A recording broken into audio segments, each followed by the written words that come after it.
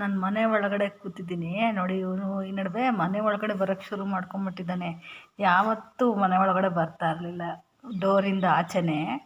ಈ ನಡುವೆ ಯಾಕೋ ಈಗ ಒಂದು 10 ದಿವಸದಿಂದ ನಾನು ಎಲ್ಲೋ ಹೋಗ್ತೀನಿ ಅಲ್ಲೇ ನನ್ನ ಜೊತೆಲೇ ಇರ್ತಾನೆ.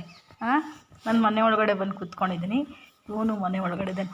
ಹೋಗಮ್ಮ ಆಚೆ, ಹೋಗು ಆಚೆ, ನನ್ನ ಜೊತೆನೇ ಇರ್ತೀನಿ. ನಾನು ಕಸ ಗುಡಿಸ್ತಾ ಇರ್ತೀನಿ ಅಂದ್ಕೊಳ್ಳಿ, ಈಚೆಗಡೆ, ಒಳಗಡೆ ಅಲ್ಲ, ಒಳಗಡೆ ಬಿಡೋಲ್ಲ ನಾನು, ಈಚೆಗಡೆ ಕಸ ಗುಡಿಸ್ತಾ ಇರ್ತೀನಿ ಅಂದ್ಕೊಳ್ಳಿ, ನನ್ನ ಜೊತೆಲೇ ಇರ್ತಾನೆ. ಆ ಕಸ ಗುಡಿಸೋಗೂ ಹಿಂದೆ ಮುಂದೆನೇ ಸುತ್ತುತ್ತಾ ಇರ್ತಾನೆ. ನಾನು ಎಲ್ಲೋದ್ರೂ ಅಲ್ಲೇ ಬರ್ತಾನೆ. ಬಟ್ಟೆ ಒಣಗಾಕೋಕೆ ಹೋದ್ರೂ ಬಂದು ನಿಂತ್ಕೊಂಡಿರ್ತಾನೆ, ಕಸ ಗುಡಿಸುವಾಗೂ ನಿಂತ್ಕೊಂಡಿರ್ತಾನೆ.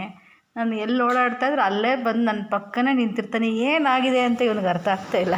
ಇವನ ಪ್ರಾಬ್ಲಮ್ ಏನು ಅಂತ ನನಗೆ ಅರ್ಥ ಆಗ್ತಿಲ್ಲ. ಈಗ ಏನಮ್ಮ ನಿನ್ನ ಪ್ರಾಬ್ಲಮ್ ಏನಮ್ಮ?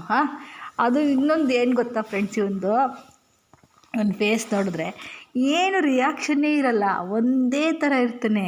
ನಾನು ಎಷ್ಟು ಮಾತಾಡ್ಸಿದ್ರು ಅದೇ ಥರ, ಏನು ರಿಯಾಕ್ಷನ್ನೇ ಮಾಡಲ್ಲ. ಅದೇ ನನಗೆ ಬೇಜಾರು. ಸುಮ್ಮನೆ ಬಂದು ಹಿಂಗೆ ನಿಂತ್ಕೊಂಡಿದ್ದಾನೆ. ಎಷ್ಟು ಮುದ್ದು ಮಾಡ್ತೀನಿ, ಎಷ್ಟು ಮಾತಾಡಿಸ್ತೀನಿ, ಏನು ರಿಯಾಕ್ಷನ್ನೇ ಇರಲ್ಲ. ಏನಮ್ಮ ನಿಂದು? ಹೋಗಮ್ಮ ಆಚೆ, ಹೋಗಮ್ಮ ಆಚೆ, ನಂಗೆ ಕೆಲಸ ಇದೆ, ನಾನು ಕೂತಿದ್ದೀನಿ. ನಿನಗೇನು ಕೆಲಸ ಇಡೋ? ನಿನ್ನ ನಾಯಿನ ಮನುಷ್ಯನ? ಅಲ್ಲಿ ಹೋಗಿ ನೋಡು, ನಾಯಿಗಳೆಲ್ಲ ಬರ್ತದೆ, ಬೊಗಳೋಗು. ಹೋಗಮ್ಮ, ನೀನು ಯಾಕಮ್ಮ ಮನೇಲಿರಬೇಕು? ಹೋಗಮ್ಮ, ನಾನು ಎಲ್ಲಿರ್ತೀನೋ ಅಲ್ಲೇ ಇರಬೇಕಾ ನೀನು?